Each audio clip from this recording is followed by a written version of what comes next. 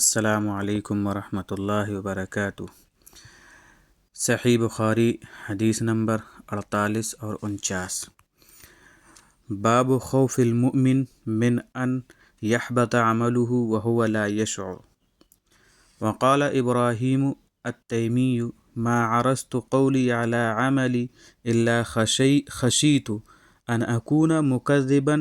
وقال ابن ابی ملیکہ ادرکت 30 من اصحاب النبی صلی اللہ علیہ وسلم كلهم يخاف النفاق على نفسه ما منهم احد يقول انه على ایمان جبریل ومیکائیل ويذكر عن الحسن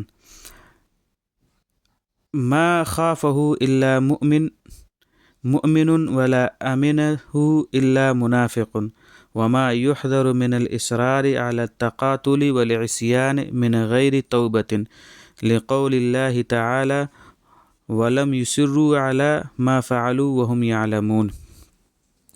مومن کو ڈرتے رہنا چاہیے کہ کہیں اس کا عمل اکارت نہ ہو جائے، یعنی بیکار نہ چلا جائے اور اس کو خبر نہ ہو۔ اور ابراہیم تیمی رحمۃ اللہ علیہ نے کہا، جو واعظ تھے، کہ جب بھی میں نے اپنے قول کا عمل سے موازنہ کیا تو یہ خوف ہوا کہ کہیں میں شریعت کے جھٹلانے والوں میں سے نہ ہوں۔ اور ابن ابی ملیکہ نے کہا کہ میں نبی اکرم صلی اللہ علیہ وسلم کے 30 صحابہ سے ملا، ان میں سے ہر ایک کو اپنے اوپر نفاق کا ڈر لگا ہوا تھا۔ ان میں سے کوئی بھی یہ نہ کہتا تھا کہ میرا ایمان جبرائیل اور میکائیل علیہم السلام کی ایمان جیسا ہے۔ اور حسن بصری رحمۃ اللہ علیہ سے منقول ہے کہ نفاق سے وہی ڈرتا ہے جو مومن ہے، اور نفاق سے بے فکر نہیں رہتا ہے مگر منافق۔ اور ان امور کا بیان جن سے ڈرایا جاتا ہے، یعنی باہمی جنگ اور گناہوں پر بغیر توبہ کے اصرار کرنا، یعنی اڑے رہنا، کیونکہ اللہ تعالیٰ کا ارشاد ہے سورہ آل عمران میں وَلَمْ يُصِرُّوا عَلَى مَا فَعَلُوا وَهُمْ يَعْلَمُونَ، اور وہ لوگ جان بوجھ کر اپنے برے کام پر اصرار نہیں کرتے۔ اس باب میں 2 ترجمے ہیں، ایک تو خوف المؤمن من ان يحبط عمله وهو لا يشعر، کہ یعنی مومن کو ڈرتے رہنا چاہیے کہ کسی وقت غفلت و بے شعوری میں اس کا کوئی عمل اکارت نہ ہو جائے۔ دوسرا ترجمہ ہے ما يحذر من الإصرار على التقاتل والعصيان من غیر توبة، یعنی ان امور کا بیان جن سے مومن کو ڈرایا جاتا ہے، مثلاً باہمی جنگ اور گناہوں پر بغیر توبہ کے اصرار کرنا۔ مومن کو بے شعوری میں حبط عمل سے ڈرتے رہنا چاہیے، یعنی عمل کے خراب ہونے سے جو ہے ہر وقت انسان کو ڈرتے رہنا چاہیے۔ من غیر توبتن اس لیے فرمایا گیا کہ اگر گناہ کے بعد بندہ نادم یعنی شرمندہ ہو جائے، سچے دل سے توبہ کر لے، پھر بشریت کی بنا پر، بشریت یعنی انسان ہونے کی وجہ سے جو گناہ صادر ہو جائے تو اسے اصرار نہیں کہا جاتا۔ وبہ حدثنا قال حدثنا محمد بن عرعر قال حدثنا شعبة عن زبید قال سألت ابا وائل عن المرجئة فقال حدثني عبد الله ان النبي صلی اللہ علیہ وسلم قال سباب المسلم فسوق وقتاله کفر۔ حضرت زبید بیان کرتے ہیں کہ میں نے حضرت ابو وائل سے مرجئہ کے عقائد کے بارے میں دریافت کیا۔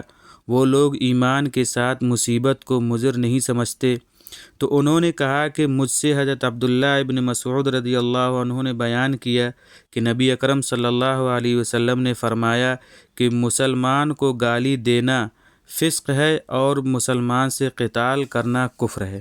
یعنی مرجئہ کہتے ہیں کہ مرتکب کبیرہ اور دوسرے معاصی یعنی دوسرے گناہ، مثلاً مسلمانوں کو گالی دینے والا فاسق نہیں ہے، حالانکہ اس حدیث سے ثابت ہے کہ مسلمان کو گالی دینا فسق ہے۔ اس حدیث سے صاف معلوم ہوا کہ معاصی انسان کو یعنی گناہ انسان کو فاسق بنا دیتی ہے اور بعض کفر تک پہنچا دیتی ہیں، اور ظاہر ہے کہ کفر و فسق ایمان کے لیے مضر ہیں۔ کفر تو ایمان کی ضد ہی ہے۔ وبه حدثنا حدثنا قال حدثنا قتيبة بن سعيد حدثنا إسماعيل بن جعفر عن حميد عن أنس قال أخبرني عبادة بن الصامت أن رسول الله صلى الله عليه وسلم خرج يخبر بليلة القدر فتلاحى رجلان من المسلمين فقال إني خرجت لأخبركم بليلة القدر وإنه تلاحى فلان وفلان فرفعت وعسى أن يكون خيرا لكم فالتمسوها في 7 و9 و5۔ حضرت انس رضی اللہ عنہ سے روایت ہے کہ حضرت عبادہ بن صامت رضی اللہ عنہ نے مجھے خبر دی کہ ایک بار رسول اللہ صلی اللہ علیہ وسلم شب قدر کی متعین تاریخ بتانے کے لیے باہر تشریف لائے، یعنی جو تاریخ متعین تھی کہ اس تاریخ کو شب قدر ہوگی، تشریف لائے۔ اتنے میں آپ صلی اللہ علیہ وسلم نے دیکھا کہ دو مسلمان آپس میں جھگڑ رہے ہیں۔ آپ صلی اللہ علیہ وسلم نے فرمایا کہ میں تو اس لیے باہر نکلا تھا کہ تمہیں شب قدر بتلاؤں کہ فلاں فلاں جھگڑنے لگے، تو وہ معین تاریخ میرے دل سے اٹھا لی گئی، اور ہو سکتا ہے کہ اسی میں تمہارے لیے بہتری ہو، اب اسے رمضان کی 7 اور 9 اور 5 میں تلاش کرو۔ اس حدیث میں مسلمانوں کے باہمی جھگڑنے کی مذمت ہے، اور یہ کہ باہمی جھگڑا بہت سی خیر و بھلائی سے محرومی و نقصان کا باعث ہوتا ہے۔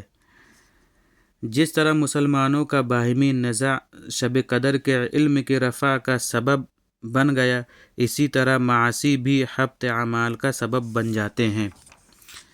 حضور اقدس صلی اللہ علیہ وسلم کو پہلے لیلۃ القدر متعین طور پر بتلا دی گئی تھی، اور بظاہر اس رمضان میں جو لیلۃ القدر تھی اس کی تعین بتلائی گئی تھی۔ صحابہ کو اس کی اطلاع دینے کے لیے آپ صلی اللہ علیہ وسلم باہر تشریف لائے تو مسجد نبوی میں 2 آدمی جھگڑا کر رہے تھے۔ ایک کعب بن مالک تھے جو قرض خواہ تھے، اور دوسرے عبداللہ بن ابی حضرت اسلمی رضی اللہ عنہما تھے جو مقروض تھے۔ اس قرض کے سلسلے میں دونوں میں کچھ تکرار ہو گئی۔ بعض روایتوں میں آتا ہے ارتفع صوتہما فی المسجد۔ آپ صلی اللہ علیہ وسلم نے قرض خواہ سے فرمایا کہ نصف معاف کر دو، انہوں نے معاف کر دیا۔ پھر آپ صلی اللہ علیہ وسلم نے قرض دار سے فرمایا کہ بقیہ ادا کر دو۔ جھگڑا تو ختم ہو گیا۔ اس دوران میں آپ صلی اللہ علیہ وسلم کے ذہن مبارک سے وہ بات نکل گئی۔ آپ صلی اللہ علیہ وسلم نے بطور تنبیہ ارشاد فرمایا، میں تو تمہیں یہ بتلانے گھر سے باہر آیا تھا کہ لیلۃ القدر کس شب میں واقع ہو رہی ہے، تاکہ تم بآسانی پا سکو، لیکن فلاں شخص کا جھگڑا تمہاری محرومی کا سبب بن گیا، اور اسی جھگڑے کی نحوست کی وجہ سے لیلۃ القدر کی تعین میرے دل سے اٹھا لی گئی، شاید اسی میں تمہارے لیے بہتری ہو۔